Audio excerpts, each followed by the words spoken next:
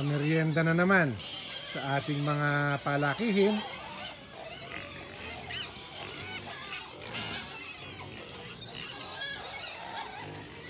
Papahiwatig na pong mga gutom. Nakanta na, nagutom na sila.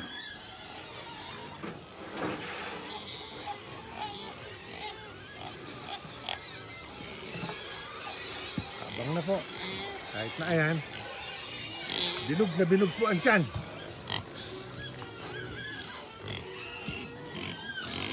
Puno ang kanyang tiyan pero nakaabang pa rin sa pakainan.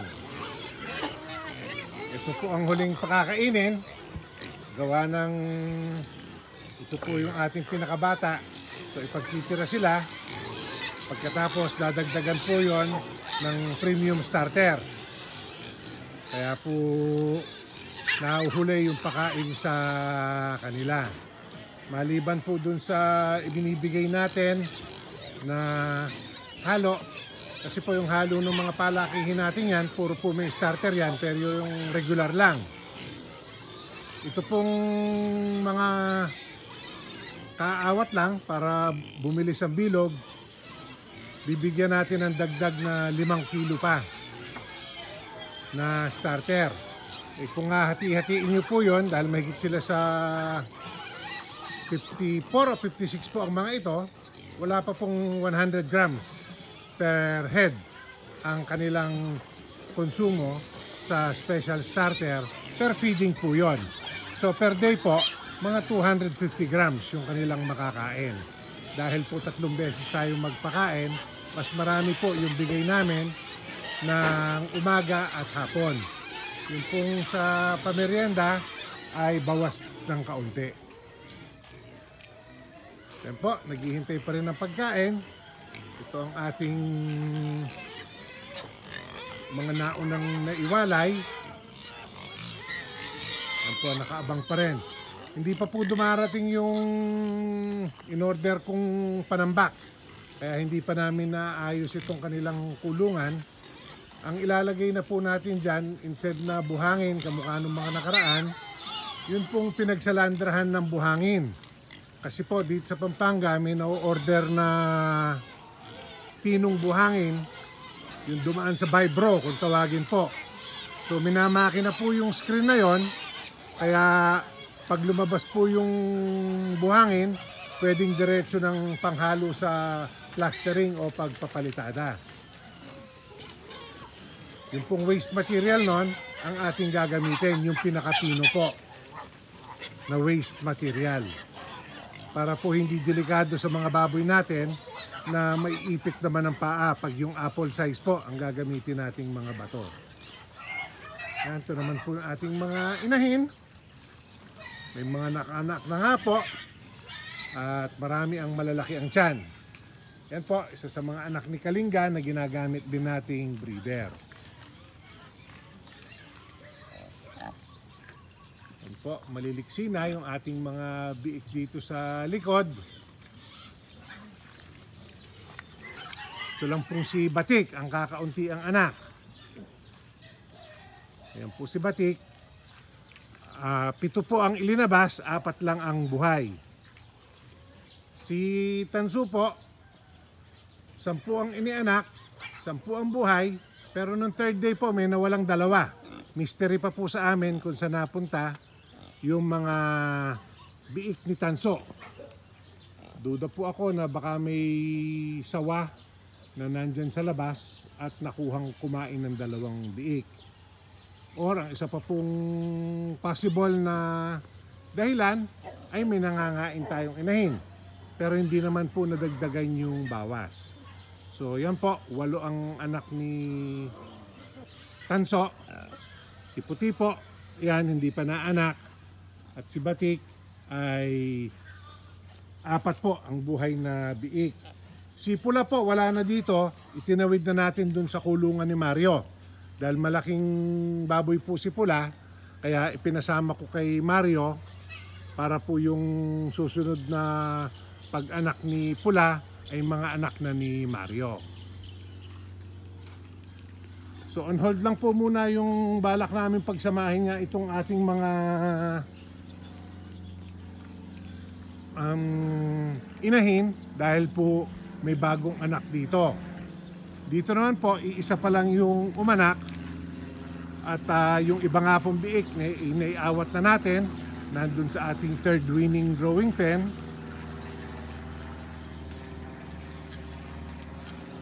At ito po si Batik na Bulugan, siya po ang may iwan dito para po servisan yung mga inahin natin dito. At ito po naman po si Pingas ay itatawid ko dun sa mga dumalaga nga para po matignan natin. Yan po, nag-away sila noon na Pingas ang tenga, kaya po Pingas ang tawag ko sa kanya. Itatawid po natin doon sa mga dumalaga natin, makita po natin kung ano ang epekto ng itim ang bulugan. Kasi po, nung si Batik ang ginamit natin, dami po lumabas na batik sa ating mga biik. Wala naman pong problema yon. Importante dyan yung quality nung karne dahil hindi po tayo kukuha ng pang breeding material sa mga yon. First parity po ang mga yon. Kadalasan po pag first parity hindi muna ako napili ng gagawing inahin para makita po muna ang history nung inahin na pagkukunan kung maayos siyang umanak at maayos ding mag-alaga. So yan po, nagsa-sunbathing ang ating mga ibang inahin dito. Gwapo ng kahapon ay napakalakas ng ulan. Nung hapon, paggabi. Ang lalaki po ng patak at talagang sinsin po ang buhos. Kaya nagkatubig po ang ibang daanan dito sa Pampanga, lalo na po sa San Fernando. Yung pong tawaging Jasa o Jose Abad Santos Highway na Olongapoga pa naman po ang tawag ng iba, ay talagang lumaki po ang baha, pati daw po sa intersection sa Dolores. So yan po ang traffic update sa Pampanga. At ito naman po ang ating mga inahin na malapit na naman pong mag-anakan. Yan po si Puti ang tiyan. Malapit na po yan at nawala na po yung bilog ng yung kanyang tiyan, nakabagsak na po.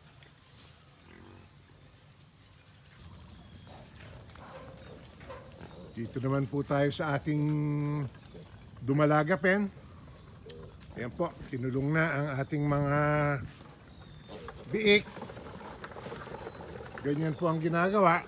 Maglalagay ng pagkain sa pakainan na yan. Papasok po sila para kumain ng feeds na may sapal na. Tapos po, sasarahan tong kanilang dinadaanan. So, yung pong mga hindi na trap, ayan, dala pa rin po yung mga buslo na pang huli, habulan naman. Pero ilan lang po yon, kakaunti na yung mga kailangan pang habulin. At ito po yung mga yon. So ngayon po, paghihiwalayin naman yan, lalaki-babae, para mabilis po ang trabaho natin, tuturukan muna natin ng ivermectin ang mga babae at yung mga lalaki naman po ay ihuhuling gawin dahil yun po ay kapon at turok. Yan po. I-segregate lang po ang mga ito. Sasako natin ng pa-apat-apat. Tapos pakakawalan dun sa kabilang kulungan yung mga lalaki at yung mga babae paghihiwalayin. So yan po ang ating mga biik na tatrabahuhin ngayong araw. Lampos po sa 100 ng mga ito. Kaya maaga kaming mag-uumpisa. Yung kainan din.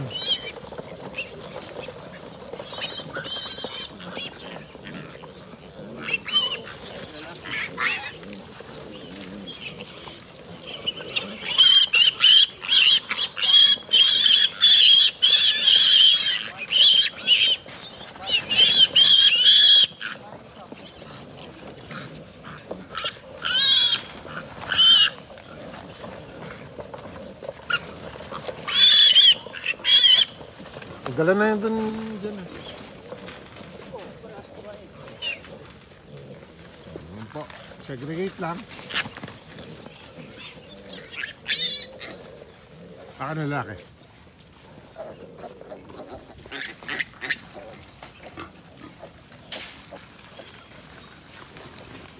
So, kung mga lalaki dito, yung mga babae po doon na lang.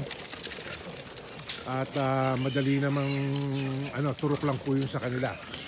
Yung lalaki po, tapos nakasegregate din, dito po yung malalaki, dun yung maliliit para hindi po na aargabyado. Mag-umpisa na po tayong magbigay.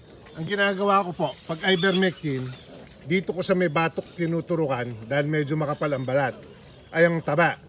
So patagilid po ang pasok ng karayom.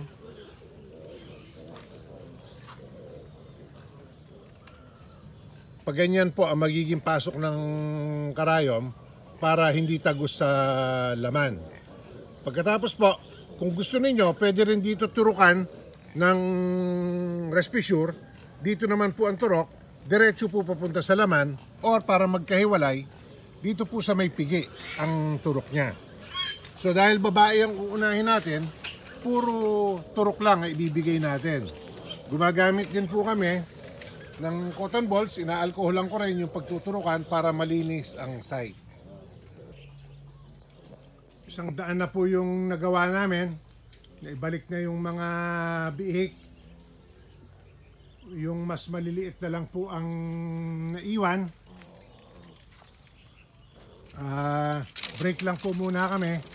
At magpapakain muna, pamemeriendahin po yung ating mga palakihin.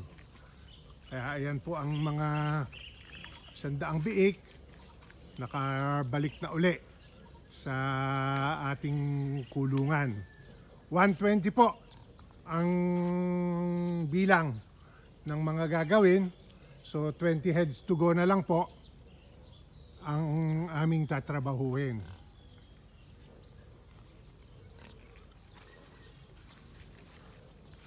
So pan-December na po natin ang mga ito. Late November into December, pwede na po ang mga ito. June, July born. So 5 to 6 months po tayo ng December sa mga biik na ito. At yun pong bulugan, yun yung si Pingas Antenga, ay itatawid na natin dito. Ngayon pong nagawa na natin ang mga biik, hindi na po siya istorbo sa pagtataboy. So yan po ang ating naging additional activity ngayong araw. Kailangan na po natin pabulugan uli yung ating mga inahin dito dahil yan po si Batik na naunang umanak ay nakaisang buwan na po ang mga biik nito. Early June po umanak ito eh. Kaya magpapasok na po ulit tayo ng mga kasunod ng bulugan para po makastahan na uli sila.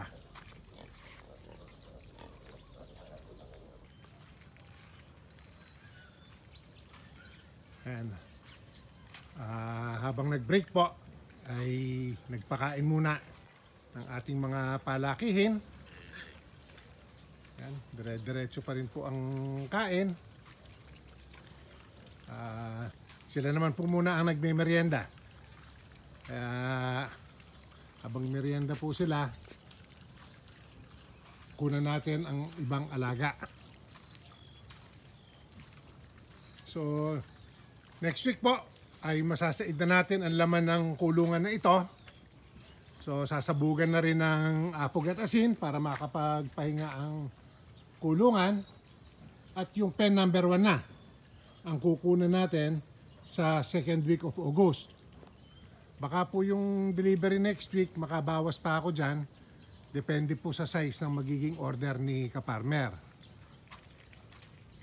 Pag naubos po yung first winning drawing natin, ang susunod ay itong pang-apat na kulungan. Pero bago po natin galawin itong pang-apat, ay kukunan muna natin yung ating sampalok pen pa, yung panlimang palakihan.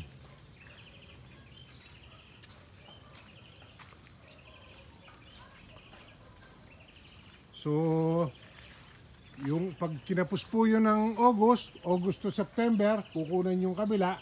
Kaya ito po mga ito ay September to October na. Kaya ito pong ating mga baboy dito sa third winning growing ay October to November na. Kaya po yung mga susunod na iwawalay, yung mga June born natin, ang magiging November, December natin. So 5 to 6 months na po ang mga baboy natin nun. Kaya malalaki po ang ating mga magiging litsunin ng November, December. At ulitin ko lang po yung plano nga natin. Yan po si Batik, may iwan dito. Pagsasamahin natin ang mga inahin doon po sa original area. Ito po ay sasabugan din namin uli ng apog at asin. Gawa ng namatayan po dahil dito pero wala namang sumunod na. At doon po muna sila magsasama sa likod.